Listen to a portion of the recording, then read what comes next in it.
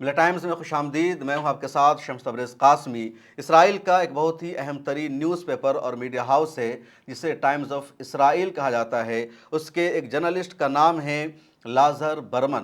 لازر برمن نے امریکہ اور ایران کے درمیان ہو رہے معاہدہ پر ایک آرٹیکل لکھا ہے جس کو ٹائمز آف اسرائیل نے شائع کیا ہے، اور یہ آرٹیکل، یہ تجزیہ بہت زیادہ اہم ہے جس کے بارے میں اس ویڈیو میں گفتگو کرنے جا رہا ہوں۔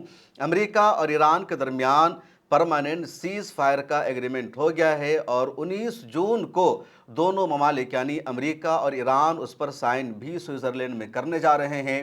پاکستان، قطر، ترکی اور سعودی عرب کی کوششوں سے امریکہ اور ایران کے درمیان یہ معاہدہ طے پایا ہے۔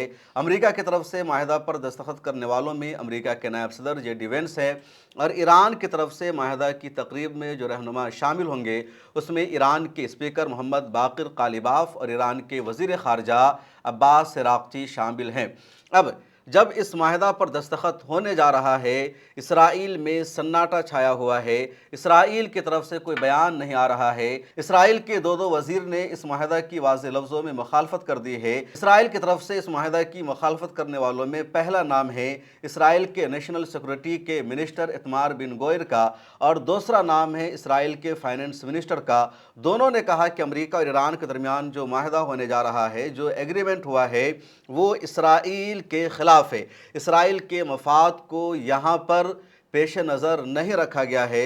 ادھر اسرائیل کا پرائم منسٹر بنجامن نتنیاہو لگاتار چپ ہے، خاموش ہے۔ امریکی صدر ڈونلڈ ٹرمپ نے جو میڈیا ہاؤسز کو انٹرویو دیا ہے، صحافیوں سے انہوں نے جو بات چیت کی ہے، تو اب انہوں نے بتا دیا ہے کہ امریکہ نے اسرائیل کے ایجنڈا کو مکمل کرنے کے لیے یا اسرائیل کو فائدہ پہنچانے کے لیے پوری کوشش کی، اپنی عزت کو گنوا دیا۔ اب اس سے زیادہ آگے امریکہ نہیں جا سکتا ہے۔ اب اسرائیل کو امریکہ کی بات ماننی ہوگی، اس کے علاوہ اسرائیل کے پاس کوئی آپشن نہیں بچا ہے۔ اب اسرائیل کی ہار کیسے ہے؟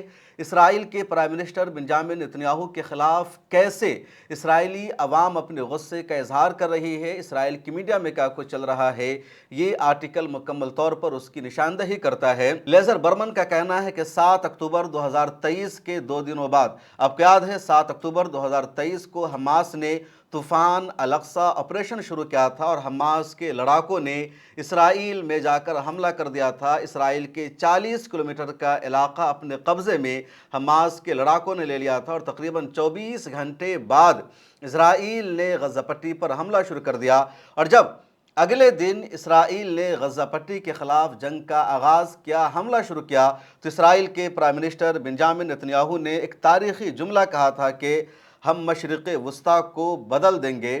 انہوں نے صاف لفظ میں کہا کہ غزہ پٹی پر اسرائیل کا جو حملہ ہے، وہ حملہ صرف فلسطین اور غزہ پٹی تک محدود نہیں رہے گا، بلکہ ایک موقع ہے اسرائیل کے پاس گریٹر اسرائیل بنانے کا، اسرائیل کے نقشہ کو وسیع کرنے کا، اور تمام مشرق وسطیٰ میں اسرائیل کی ڈھاک بیٹھانے کا، اسرائیل کا دبدبہ قائم کرنے کا، اور اسرائیل نے وہی کیا۔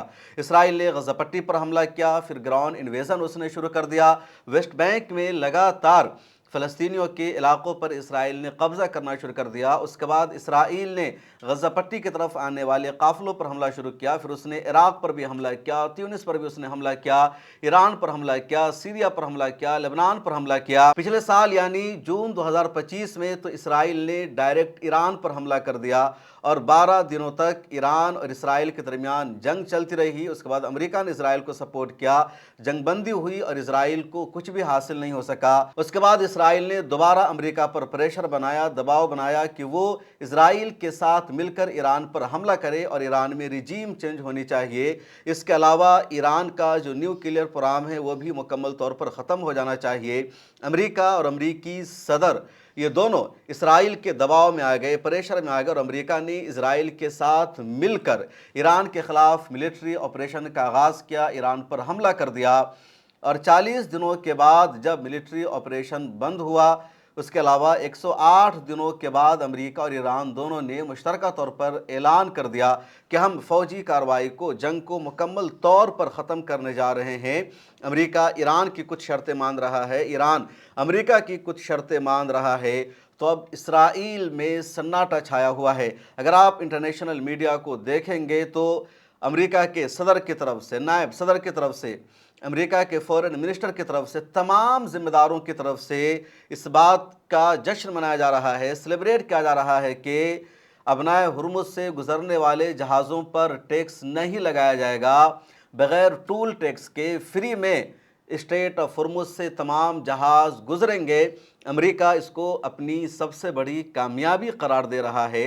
ادھر ایران کا سب سے بڑا فائدہ یہ ہو گیا کہ ایران کے تیلوں پر جو پابندی لگی ہوئی تھی وہ پابندی ختم ہو گئی ہے۔ ایران کا جو ایسٹس فریز تھا، منجمد تھا، دوبارہ اس کو ریلیز کر دیا جائے گا، تو یہ ایران کی جیت ہے۔ ادھر امریکہ اپنی جیت کا جشن منا رہا ہے، جبکہ سچائی ہے کہ اسٹریٹ آف ہرمز پہلے سے ہی کھلا ہوا تھا۔ اب لیزر برمن نے اپنے آرٹیکل میں لکھا کہ مارچ 2026 میں جب امریکہ اور اسرائیل ایران کے خلاف مشترکہ فوجی کارروائی کر رہے تھے، نتن یاہو نے دعویٰ کیا کہ اسرائیل ایک ایسی علاقائی طاقت بن چکا ہے جو اپنے دشمنوں کو شکست دینے اور خوف زدہ کرنے کی صلاحیت رکھتی ہے۔ اس وقت بہت سے لوگوں کو لگ رہا تھا کہ ایران کے خلاف جنگ 7 اکتوبر کے بعد اسرائیل کی حکمت عملی کی کامیاب تکمیل ثابت ہوگی، لیکن آج جو سین ہے، جو منظرنامہ ہے، بالکل الگ ہے، مختلف ہے۔ ایران کی اسلامی حکومت پہلے سے زیادہ مضبوط نظر آ رہی ہے۔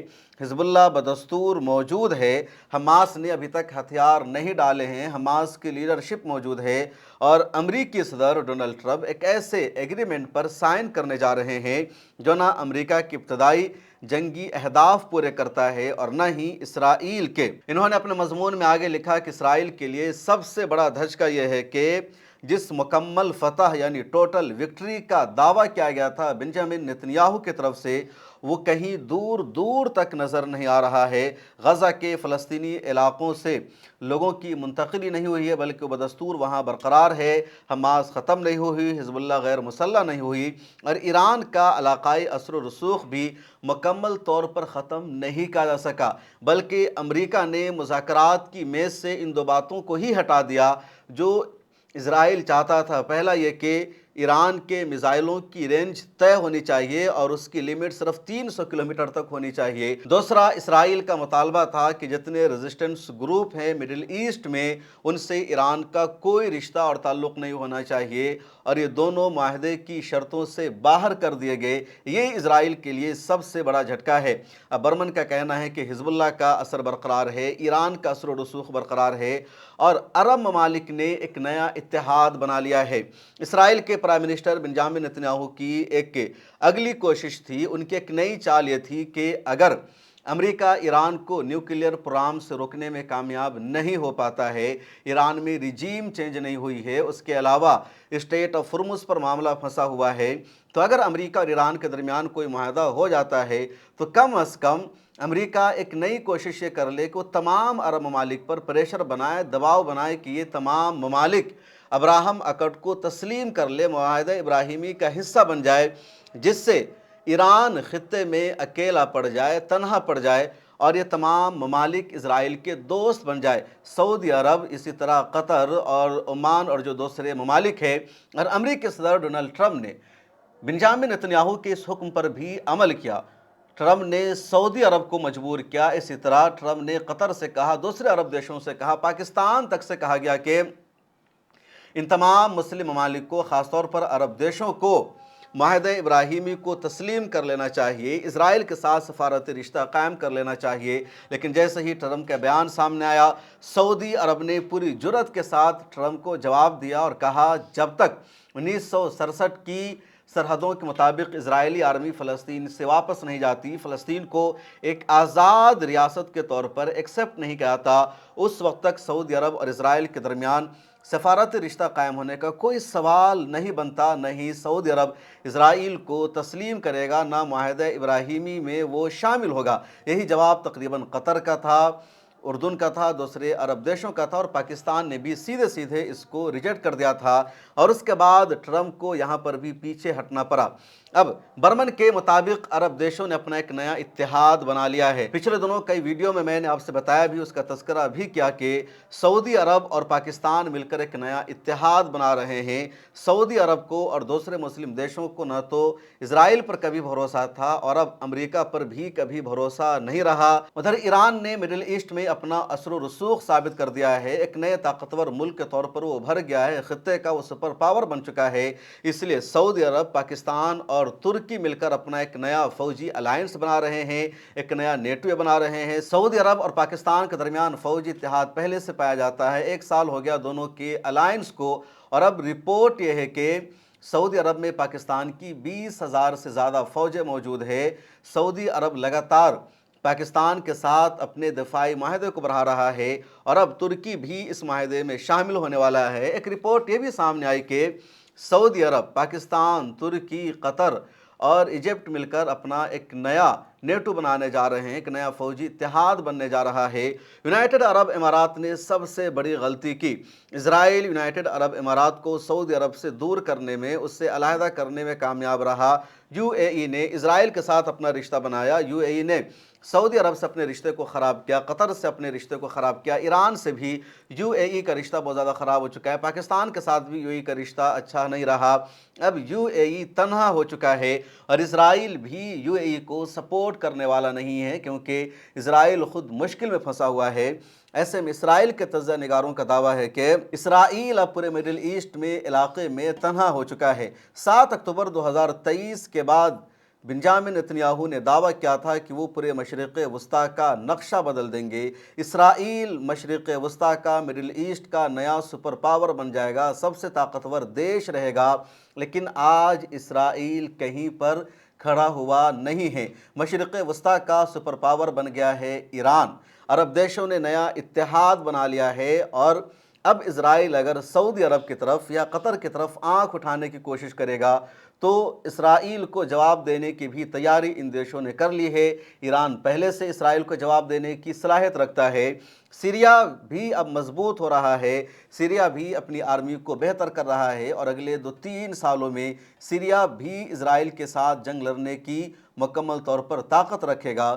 تو اسرائیل اب تنہا ہو رہا ہے، حزب اللہ کے اثر و رسوخ کو اسرائیل ختم نہیں کر سکتا۔ ادھر غزہ میں حماس کا وجود اور اثر و رسوخ مکمل طور پر برقرار ہے، اور اسی کو کہا جاتا ہے کہ اسرائیل تنہا ہو چکا ہے۔ اپنے مضمون کے آخر میں ورمن نے لکھا ہے کہ نتنیاہو آج ایک ایسی سچویشن اور صورتحال میں کھڑے ہیں جہاں ان کے پاس امریکہ میں بھی کوئی مؤثر سیاسی سہارا موجود نہیں ہے۔ ڈیموکریٹک پارٹی ان سے دور ہو چکی ہے، ریپبلکن رہنما بھی ٹرمپ کی مخالفت کرنے کو تیار نہیں ہے۔ عرب دنیا میں بھی نتنیاہو کی شبیہ ایک متنازع اور ناقابل اعتماد رہنما کی بن چکی ہے، جس کی باعث علاقائی انضمام یعنی علاقائی الائنس اور نئے سفارتی تعلقات کی راہ مشکل ہو چکی ہے۔